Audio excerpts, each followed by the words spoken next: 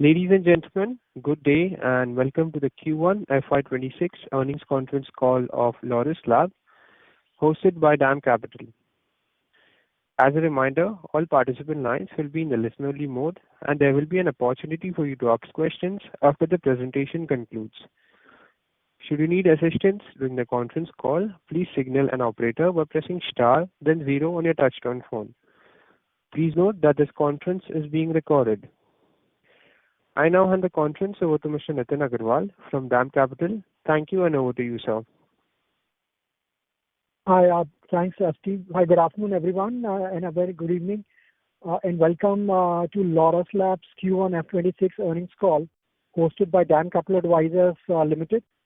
On the call today, we have representing Laurus Labs management, Dr. Satyanarayan Chava, founder and CEO, Mr. V.V. Ravi Kumar, and Ms. Executive Director and CFO, and Mr. Vivek Kumar, AVP Investor Relations. I hand over the call to Dr. Chava to make the opening comments, and we'll open the floor for questions. Please go ahead, sir. Good afternoon to all our stakeholders. Your company made healthy progress to start the financial year with increasing contributions from CDMO business and continued advancement of our pipeline with Big Pharma. We're moving ahead with strong focus on commercial execution, realizing the full potential from mid and late stage pipeline programs, and rapidly enhancing on service capabilities to meet complex needs of our customers and drive future value creation for all stakeholders. We announced 3 major capacity expansions during the Q1. First one, microbial fermentation phase 1 greenfield project at Vizag. Second one, gene therapy and antibody drug conjugate GMP facility at Shamirpet. And third one, finished formulation facility in Hyderabad under the Karka joint venture. These investments will create more opportunities for growth and further strengthen our ongoing commitment of being a strong manufacturing partner on some of the new technology platforms at scale. Moving on to our financial results, our Q1 performance was in line with our expectations with revenues of 1,570 crores, reflecting robust demand for our CDMO offerings and continued growth in the formulation business.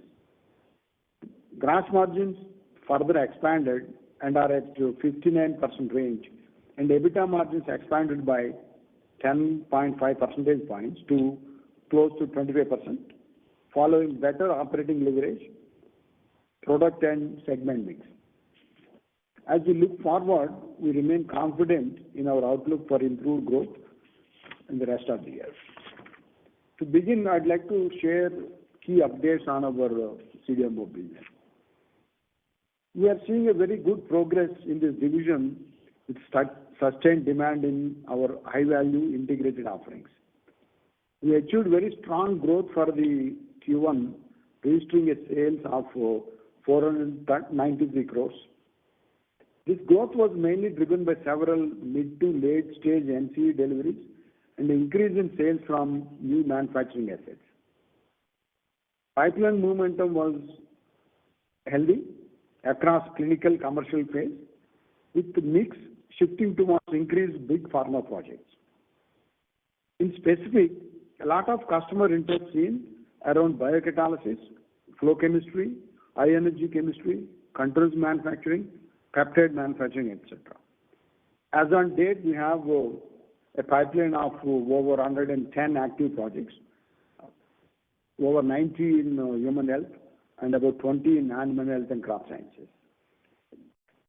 We continue to invest in our capabilities and commercial offerings in line with what market needs. Accordingly, additional capacity build-up is in progress, particularly in relation to complex molecules, including peptides. When it comes to Laurus Bio, our large molecule CDMO division, this division reported subdued Q1 sales of 29 crores, which was flat year on year. The sales impacted from customer-specific scale-up challenges. However, We remain focused on building strong, diversified pipeline across segments and customers. We have few potential long-term partnerships under discussion with the new and existing CDMO partners, utilizing enzyme engineering platform. As we discussed, construction work for the commercial scale fermentation facility in Vizag commenced this quarter. The plan is to create over 400 kiloliter capacity in phase 1, which is expected to go online by the end of 2023. We believe the new site will further accelerate on high quality CDMO service capability and growing our industry position. In generics, the division reported a growth of 12% and achieved sales of 1,048 crores. This was mainly supported by volume expansion in both ARV and developed market sales. Quarter also seeing execution of contracts signed last year, which helped improvements in our capacity utilization. On filings, we filed over 90 DMFs till date, and also 1 dossier filed in formulations and 3 approved received in Q1. Cumulatively, we have filed 88 products. Overall demand outlook largely stable in generics business. Our focus continued on rebalancing the generic R&D and manufacturing resources, mainly to enhance product pipeline and meeting the delivery commitments. On R&D front, overall R&D spending to sales in Q1 was at 4.3%, which is about 68 crores for the Q1, which was increased by about 6% year-on-year. The expenditure, including our spend on CG, cell and gene therapy. The R&D spend is in line with our full year target, and we continue to invest in portfolio with product-specific approach based on complexity and scale economies. Besides, accelerating the adaptation of sustainable technologies. Let me share brief on quality. In Q1, the company underwent close to 39 quality audits by multiple regulatory as well as key customers. Company has successfully passed audit inspections without any critical findings. In summary, our technology platform commercial performance today continues to enable meaningful advancement of pipeline projects as well as business development opportunities. We remain confident in our strategic direction and commitment as the source of value creation now and well into the future. With that, I would like to hand it over to Ravi to share some financial highlights. Thank you, Doctor, and very warm welcome to everyone for this quarter 1 FY26 earnings call.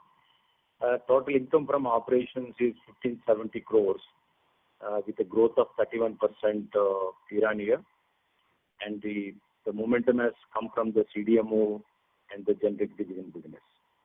Gross margin maintained very healthy, 59%, which is more than 4% due to the better product mix and process improvement efforts. Apart from that, raw material price improvement also.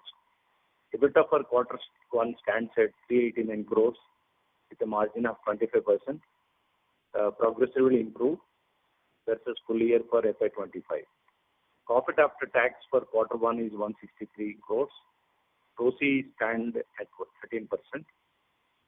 But of course, the continued capex investment, which has not improved, though it has improved by 3% for versus FY25.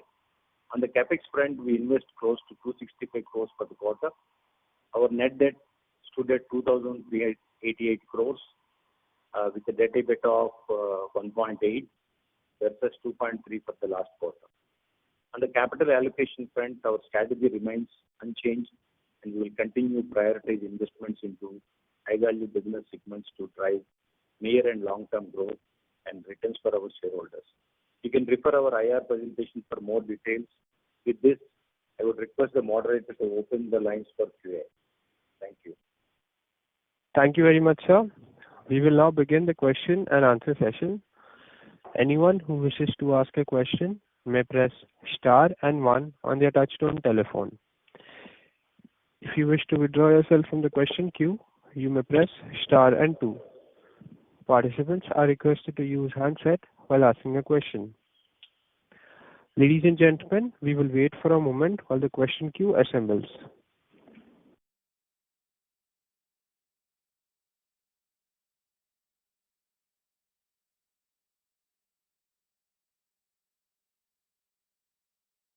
The first question is from the line of Bharat from Quest for Value. Please go ahead.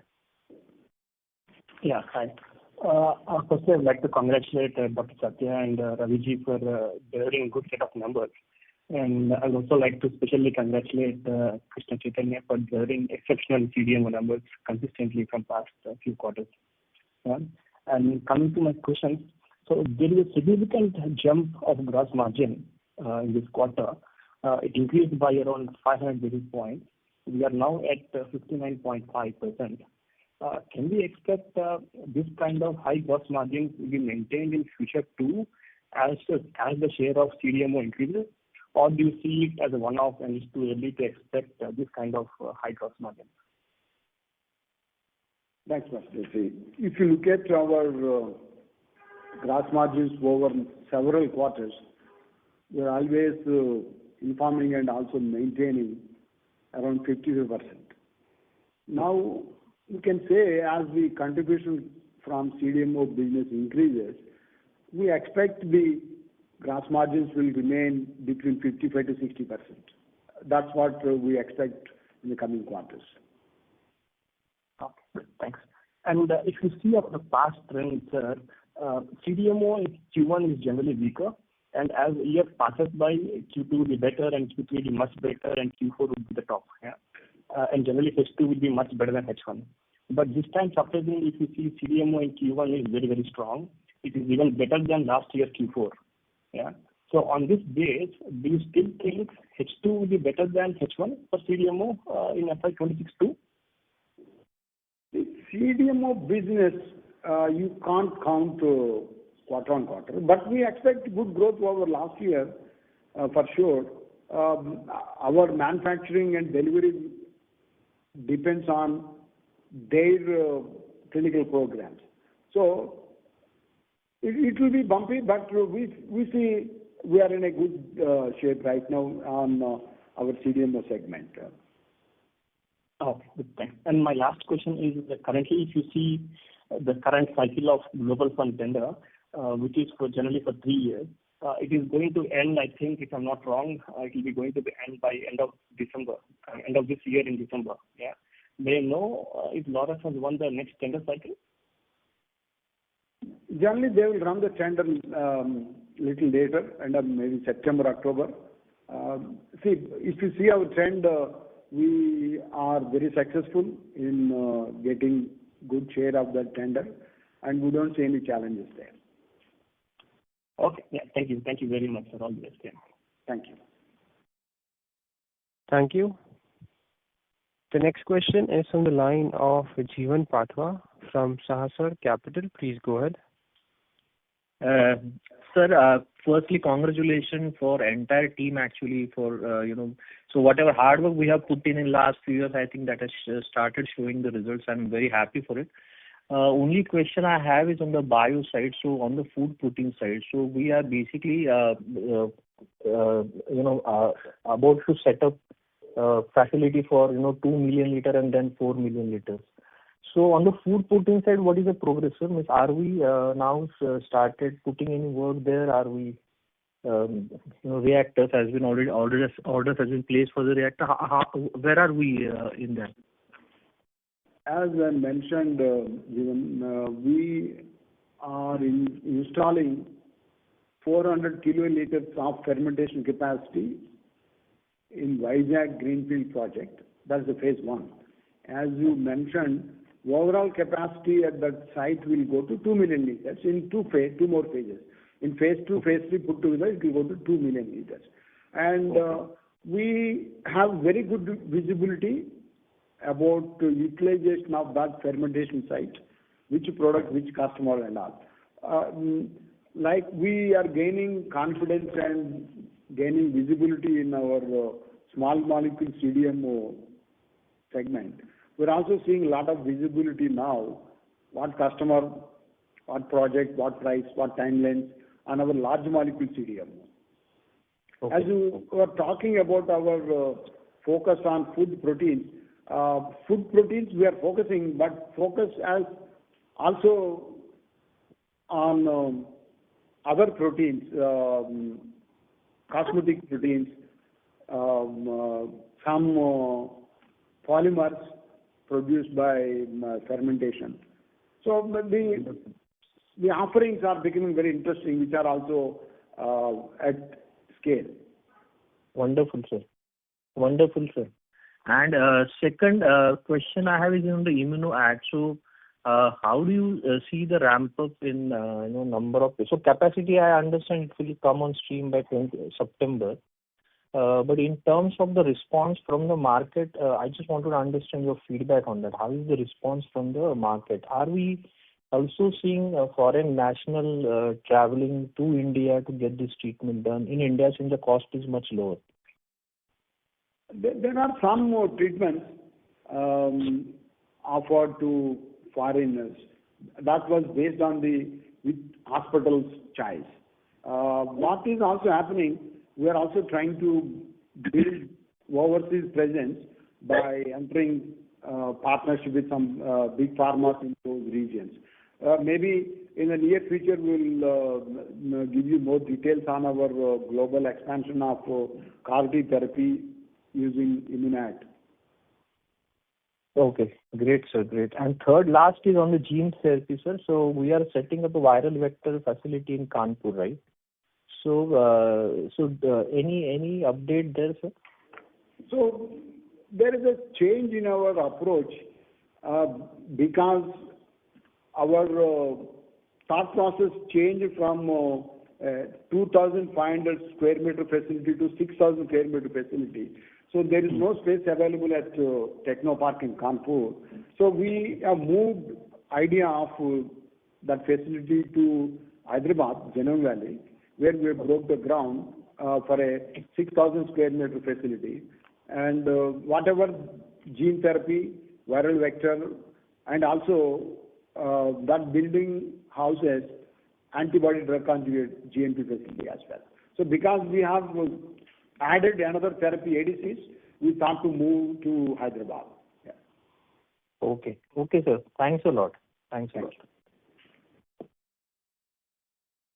The next question is from the line of Rahul, an individual investor. Please go ahead. Hey, thank you for the opportunity and congratulations on the great set of numbers. Dr. Chava, if you can possibly paint a picture for us, we've over the last 5 years, we've kind of come a long way. The product mix has changed, and now we see the CDMO revenue contributing to 30+%. Last, probably 5 years ago, it was less than 10%. At this point, we see the contributions from the bio division to be less than 5%. How do you see this product mix changing, 5 years out, and what is the vision of the company over there? If you can, share a bit on that, I'd be interested in listening. While we continue to focus on our core, which is APIs and integrated offerings in generics, we are also increasing our investments, capex, resources, and technology platforms to offer wide variety of services for late clinical and commercial human health, animal health, and crop science programs. As you mentioned, currently the CDMO contributes over 30% of our revenue. We expect it will continue to grow. We have in the near future, near to medium future, we expect it has the potential to touch 50%. Yeah, that's our guesstimate.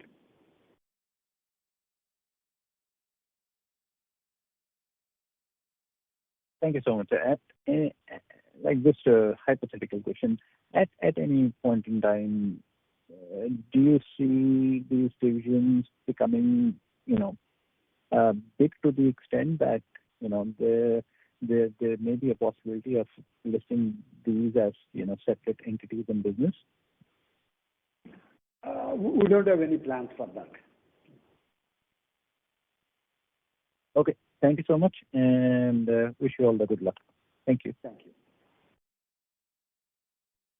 Thank you. The next question is from the line of Chirag Shah from White Pine Investment. Please go ahead. For the opportunity, congratulations on the set of numbers. So my first question is on gross margins that we have seen. Would it be right to assume that the gross margin improvement is driven by non-CDMO business significantly or largely? Because CDMO gross margins would largely be static in a range, right? Maybe 5% deviation here and there. So would it be a right statement to make that the sharp improvement in gross margin over the last 6-7 quarters that we have seen is driven by the non-CDMO business, and it would be now almost closer to what we were 3 years back?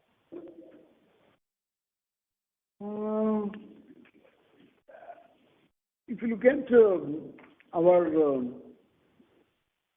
quarter-on-quarter performance, our revenue decline came from ARVs and other generics, whereas there was a growth from CDMO. So I think these two contributed the gross margin expansion. But would it be right statement that in gross margin in CDMO, your gross margin would reasonably be stable irrespective of the stage of project, whether it's an early stage or a late stage, or it materially varies gross margins based on the stage of the project that you are? You are right.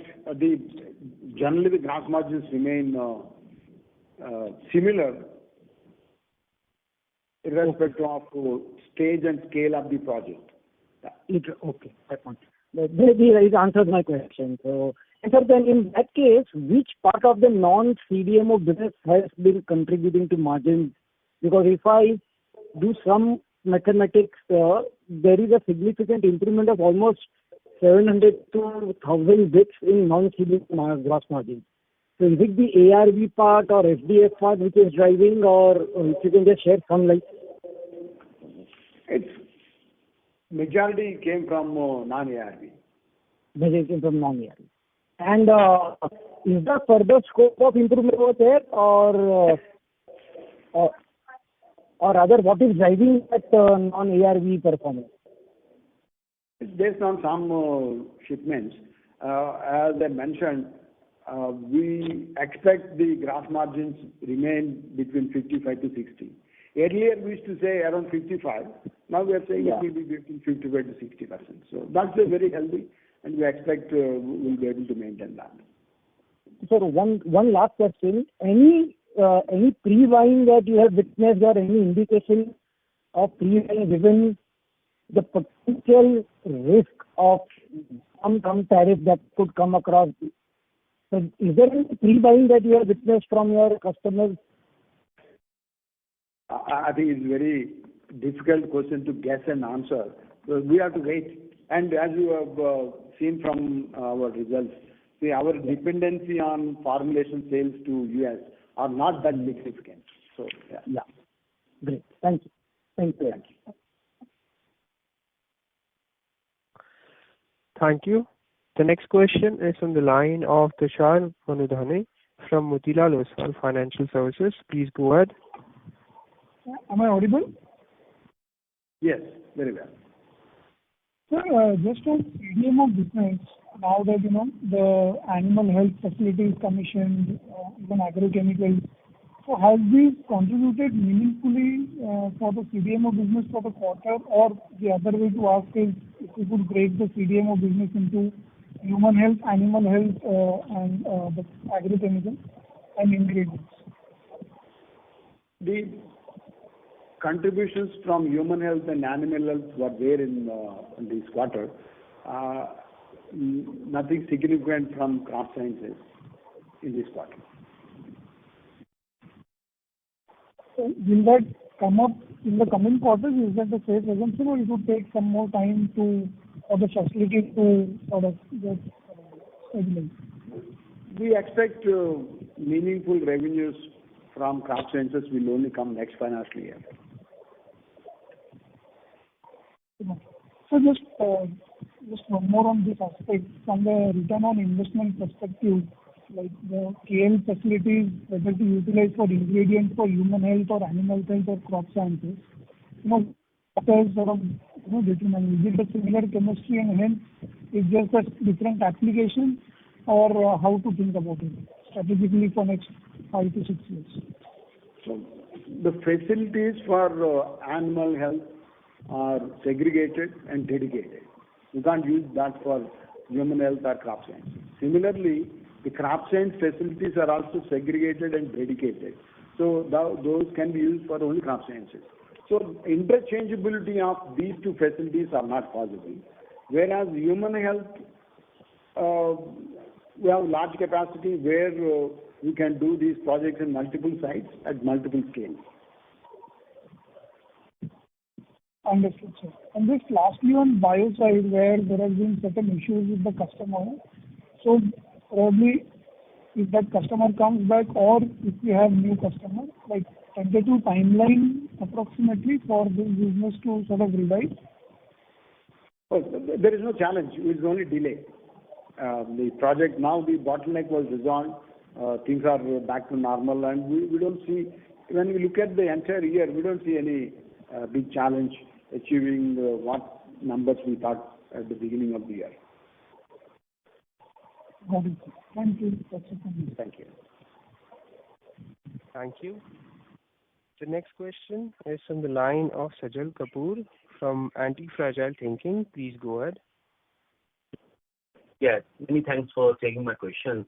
Dr. Satya, any progress update you can share regarding the Willow Bio's AI-driven bioengineering platform partnership we are progressing with?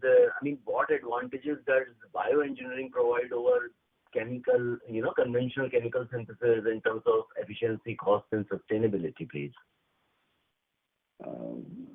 Sajal, what programs we are working with Willow using their AI-driven enzyme engineering platform, primarily hydroxylation platform. Adding hydroxy groups on steroidal backbones. That's the one we are working. There are multiple programs. Maybe in this financial year, one program will go from lab to pilot mode. And we expect 2 more programs in the next financial year. And do we expect the learnings out of this program to be kind of integrated into some of our future ventures? Because bio is a very emerging, promising area, and we are just exploring perhaps the tip of the iceberg. Our partnership with Willow is primarily meant for steroids and hormones, where hydroxy, our Bengaluru team is doing development, whereas Willow is doing research. I think they identify the enzyme and then they give it to Bengaluru team for optimization. So they are working that partnership is working well. We currently, we are not intending to use that technology on any other program right now. Okay, understood. And thank you for that. Raviji, this new capex investment of over 5,000 crore that we have announced in Andhra Pradesh, I guess will be executed over multiple phases and years. So, and if my assumption is correct, can we therefore anticipate maintaining a healthy net debt to EBITDA ratio despite this massive growth capex? Yes. As we indicated before, we are going to invest 5,000 crores in the next 5-year time. I think cash flows, internal cash flows will sufficient to take care of it. As we indicate, we don't make our net debt is more than 50% of our revenue any point of time. Sure. And And finally, in the context of Trump's Make in America, Big Pharma is investing heavily in biologics, gene therapies, weight loss drugs, even diagnostics, and more to expand, capacity and strengthen their supply chain. So, and many of them, from Roche to AstraZeneca to Eli Lilly, almost all of them have announced, multi-billion-dollar capex in the US. So, how will these investments by innovators in the US affect the outsourcing and CDMO industry?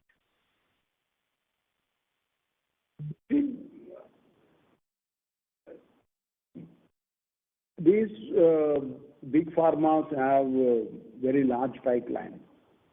Maybe part of the supply chain will be located in US, part of the supply chain located outside. We have to see how it evolves. Yeah.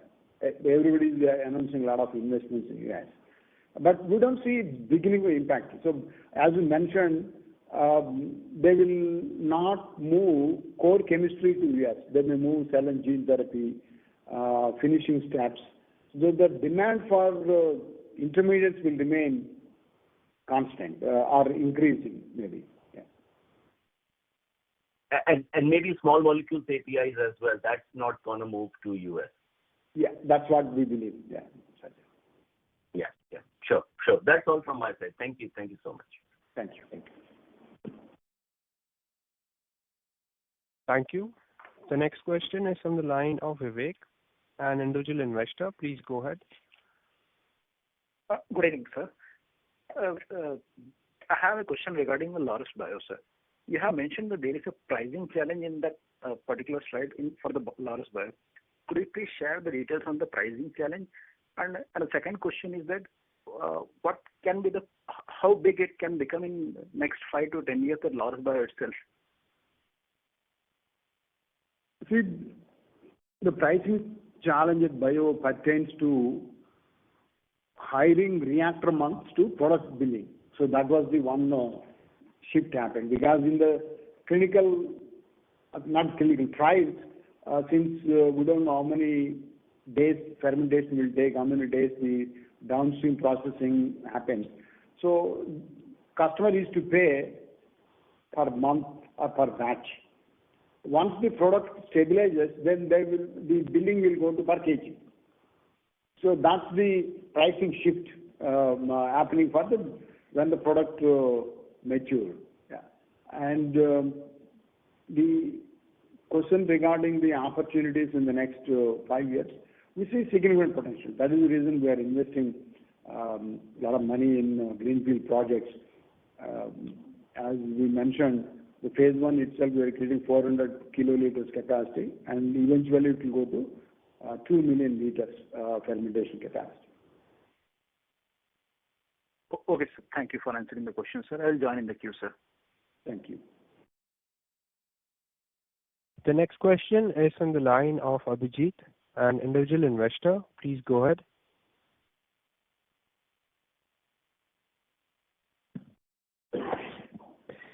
Mr. Abhijit, your line has been unmuted. Please go ahead with your question. Yeah. Am I audible? Audible, Abhijit. Yeah. Great set of numbers. I have a question with regards to the FDF. If you can see on a quarterly basis, there's been a reduction. Is this the volatility in these numbers have been there for the last 4 quarters, as in the presentation. So is this going to continue? Is there any stability that is going to be there in the generic FDF and the generic portfolio? That's one question. The majority delta in our sales in FDF is coming from how many millions of packs of antiretroviral we are shipping in the quarter. So overall, we are shipping the same numbers, but depending on the approvals from various countries to ship, logistics and all, revenue recognition, because most of them are sea shipments. So those are the factors contributing to the variation in the generic formulation sales. Okay. My next question is with regards to this crazy move that everybody is making in India and globally about peptides and the opportunity for GLP-1 and weight loss drugs basically. and also other peptide products. Is there any opportunity that is available for Laurus also in this space? We believe so. Okay, you don't want to go more further about it? Yeah, I mean, you don't want to disclose, I guess. Is that correct? Okay. Yes. Thank you. Yeah. Thank you. Thank you. The next question is from the line of Ankush Mahajan from Shantam Wealth. Please go ahead. Congrats for a good set of numbers. Sir, can I get a breakup of this 5,000 crore capex? How much is going for the CDMO over the next 5 years? No, we have not disclosed that. It will interchange based on the business opportunities. Okay. Thank you, sir. Thanks so much. The next question is on the line of Tushar Manudhane from Motilal Oswal. Please go ahead. Just a bookkeeping question on this ARV business. If you could give breakup of formulation and API, please. Yeah, just give me 1 minute. We'll give you the ARV APIs is 363 crores and formulations is 284. About 640 crores both put together. Sorry, 647? Yes, that's 363 around 640 crores both the APIs and formulations put together. 360 and 280. So the non-ARV formulation, we've seen a bit moderate run rate over past maybe few quarters. If you could share how we sort of think of growing in business in this segment. We are expanding our capacity for non-ARV formulations and which will be qualified by end of this year. So we can expect non-ARV formulations should grow from Q4 onwards.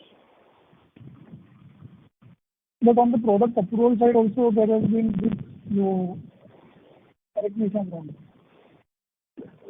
Not a revenue growth primarily comes from contract manufacturing of integrated formulations, both API and SDF. So once the capacity, we are doing tech transfers. Once the capacity is qualified, we don't see lag in revenues. Got it. Thank you. Thank you. Thank you. The next question is on the line of Chirag Shah from White Pine Investment. Please go ahead. Yeah, sir. Thanks for the opportunity again. And sir, apologies on going back to the gross margin point. So on the non-ARV side, would it be a right statement that we are almost at the peak gross margins that we had in the past, say around 2021? On the non-CDMO aggregate gross margin, it could be a function of which I'm not going into those details. But non-CDMO gross margin would be closer to the peak maybe of FY21 or 22 that we had.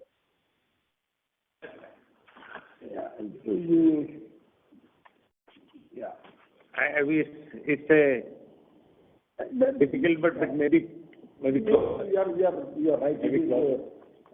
We had a very good gross margin. I'll put it that way. Yeah.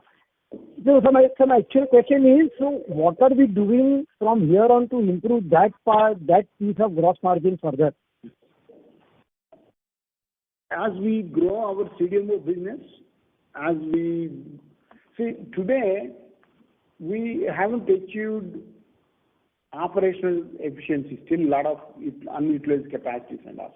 As we grow our revenues, we are not going to grow our R&D and quality staff proportionately. We are going to increase other expenditure proportionately. If you look at when our revenue was less, our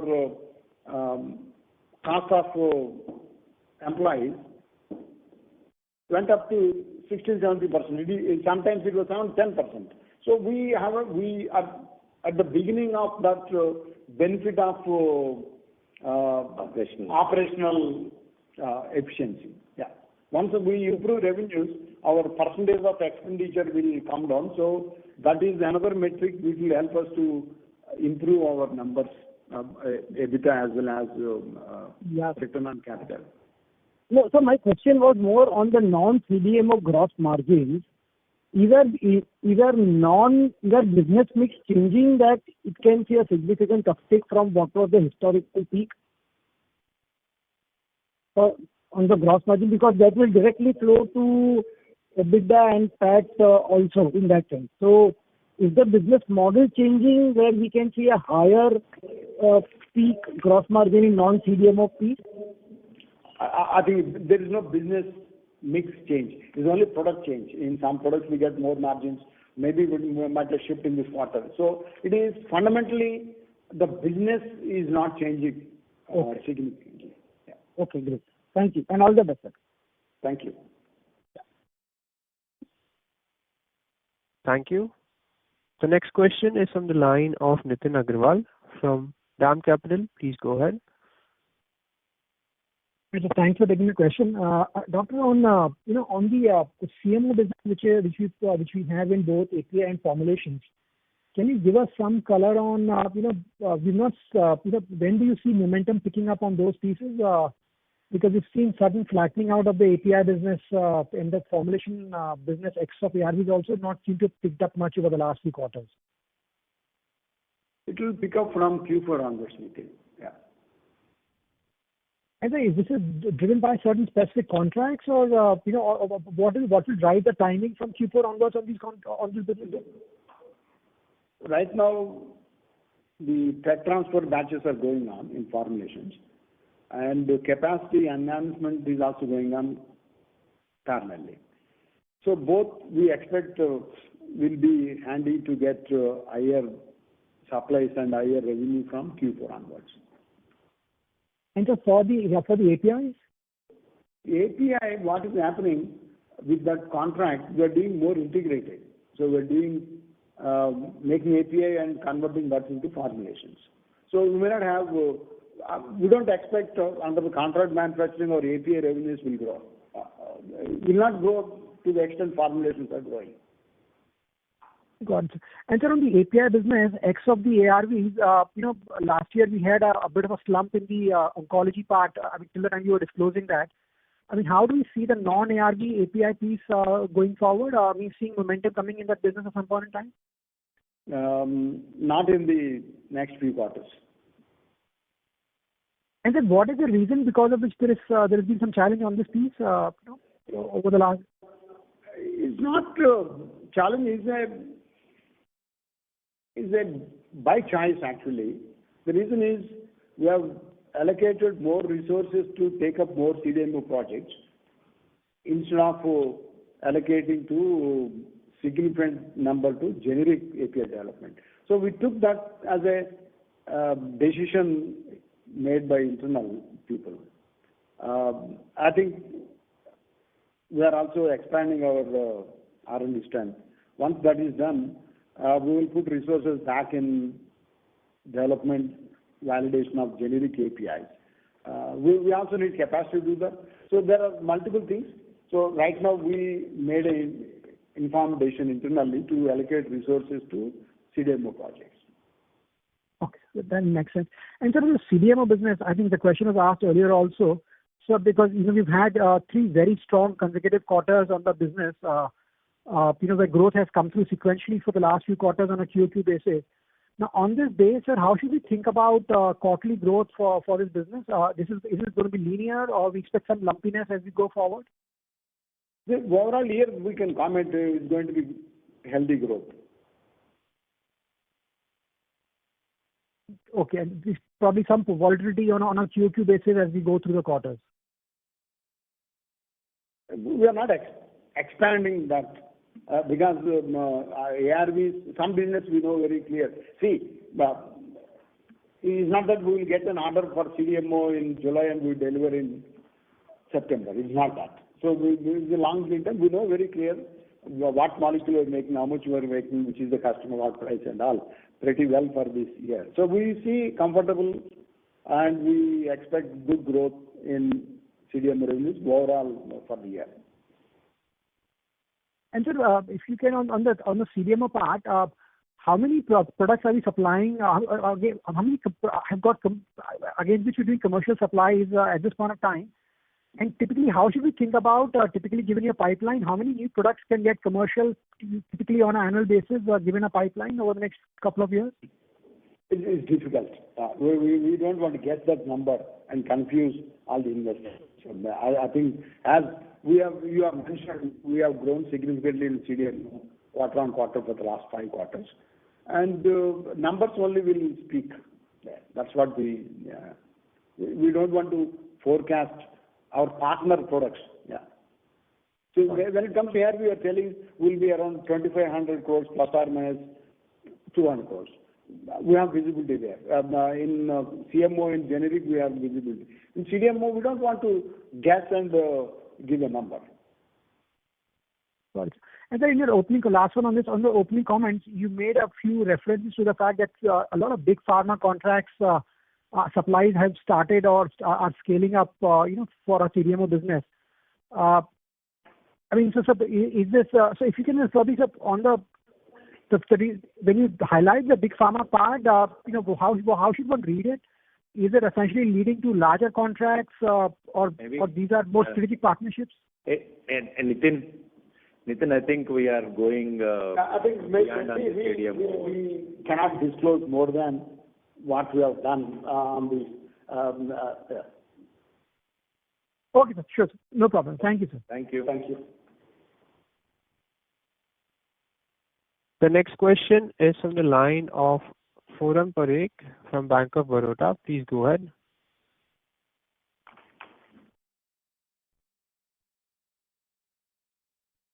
Mr. Forum Parekh, your line has been unmuted. Please go ahead with your question. Yeah, thank you for the opportunity and congratulations on a very good set of numbers. There was one comment made on the CDMO side, which was very big, that the contribution is now 30% of the sales and we expect it to touch 50%. So can you give some more clarity on, by when can we expect this kind of contribution to come in from CDMO? We mentioned it has the potential to go there, and we are not attaching any year to that. Okay. Yeah, but like somewhere in 5 years down the line, can we expect this kind of potential run rate? We're not giving any forecast there. Okay. And secondly, on the ADC front, we have mentioned a couple of times that we endeavor to go into the ADC side also. So may I ask which part of the ADC are we looking at? Is it the payloads, linkers, bioconjugation? Any color on that? See, we already make payloads and linkers, and we don't want to make maps. We'll do conjugation, purification, and fill finish. That's the infrastructure resources we are building. Internally, we make payloads, linkers, and then do bioconjugation, purification, and fill finish. We will not make maps. Okay, got it. And out of this 5,000 crore capex that we have announced, would it be possible to give some color there, like how much of it would go towards the ADC side? ADCs, in Vizag, this new 5,000 crore capex is in Vizag. None of that capex will go to ADCs actually. Okay, got it. Thank you. Thank you. Thank you. The next question is from the line of Gaurav from Antique Stock Broking. Please go ahead. Hi, thank you. Doctor, good evening. This quarter, we've seen a significant jump in your employee expenses, almost 23%, 21% quarter-on-quarter, year-on-year. Any non-recurring expenses here, or this is the new base? The part is non-recurring. In the sense, once in a year you will get. Actually, we are giving a long-term service awards for the people who stayed us for a longer period. And of course, there is an increment over the last year, last quarter. That's also reflected apart from the additional manpower. So quarter-on-quarter, we may see some decline in Q2, right, from this one? I don't say decline, but it will not have that kind of an increase. We're also expanding our team strength. So we keep on recruiting more and more to our expanded facilities. So maybe you can consider that as a new norm, maybe. Yeah. Got it. Thank you.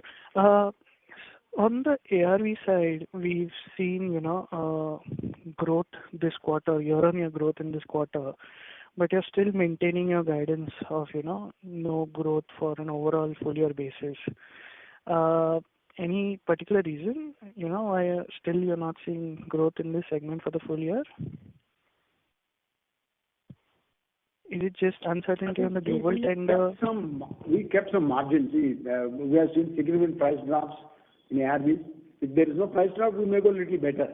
If there is a price drop, our incremental volumes will compensate the price drop. So we are keeping that cushion when we are committing 2,500 crores ARV plus or minus 200 crores. That is the reason we kept that to delta. Yeah.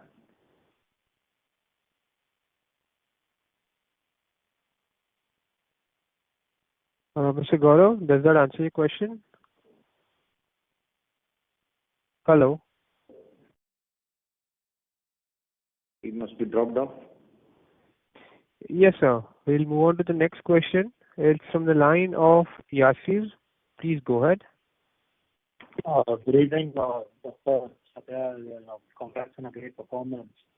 I would like some qualitative inputs in terms of CDMO business. Is it large volumes of chronic drugs? Are they in the rare or orphan space? Secondly, also, what could be a mix between, say, big pharma and small biotech on the CDMO business? We can't give you therapeutic mix of our CDMO revenue. But the majority of revenues are coming from medium and big pharma, very less from small and virtual biotechs. And you are not audible. Are we the primary source in these cases, or are we are these projects where the big pharma customers want to diversify the supply and we are probably a second source? Any sort of insights that could be helpful. I think those insights are very difficult to divulge. Yeah, I'm sorry. Yeah. No worries. And congrats again once to your entire team. Thank you. Yeah.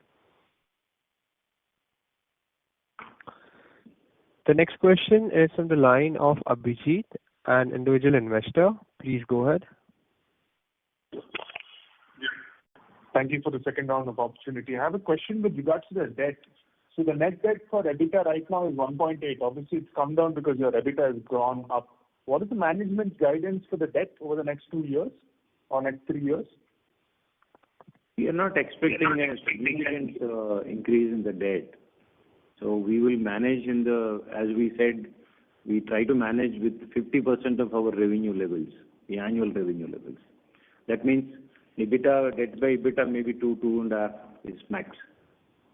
Okay, so 2.5 is the maximum net EBITDA to debt levels. But the 5,000 crores that you're going to plan to do in the next, I presume, next 3 to 4 years, right? You will not do it overnight. It will take 3 to 4 years. 4 to 5 years. Okay, 4 to 5 years. What is the breakup like? Are you going to do internal accruals, or you're planning to do more JVs with other companies, or you want to do mostly everything yourself? Mostly from the Laurus Labs side, and majority of funding will be through internal accruals. Okay. And another question is with regards to the business strategy. Are you looking at more opportunity because of this tariff tantrum that is happening around in the US? I know that Laurus does not have a large amount of exposure to the U.S. Market directly apart from the generics. In the other premium, more, I would say more complex drug products, is there any opportunity that is coming about? Are there any meetings going on with the large companies? No. Okay. Thank you. That's about it. Thank you. Thank you. The next question is from the line of Gagan Tareja from ASK Investment Managers. Please go ahead. Good evening. I hope I'm audible. Yeah, you're audible. Yeah. So the first question is on the CDMO piece. Is it possible to understand within CDMO, revenue breakdown in terms of what is coming from commercial supplies and what is coming from phase 1, phase 2, phase 3, and how that will evolve over the next 2-3 years? We are not dissecting those numbers into commercial phase 3, phase 2, phase 1 and customer. We cannot divulge customer and products. So I'm afraid we can't give you that breakup. Okay. No, so, the second question is, as the percentage of CDMO in your total sales rises, and since CDMO, is a higher gross margin business for you, is it reasonable to assume that it will have, it will take the aggregate or average margin, overall margin or trajectory of the company upward? Yes. As the contribution and percentage from CDMO grows, we expect both gross margin and EBITDA margins should continue to go up. All right. And sir, the final one is, on the ARVs, lenacapavir and cabotegravir both have issued voluntary licenses. Even WHO today now, seems to stand very strongly behind bringing in lenacapavir, advocating for lenacapavir as probably the preferred treatment and bringing it in the emerging markets as well via the voluntary license route. So first question is, would Laurus have an opportunity in lenacapavir? We are not part of the licensee of lenacapavir. And lenacapavir will be part of the guidelines for prevention rather than the treatment. That's one. And cabotegravir, elpivirine, we have developed API, and we have a few partners using our APIs. Lenacapavir, we are not part of the licensee. Yeah. Okay. Thank you, sir. I'll get back to you. Thanks for taking my questions.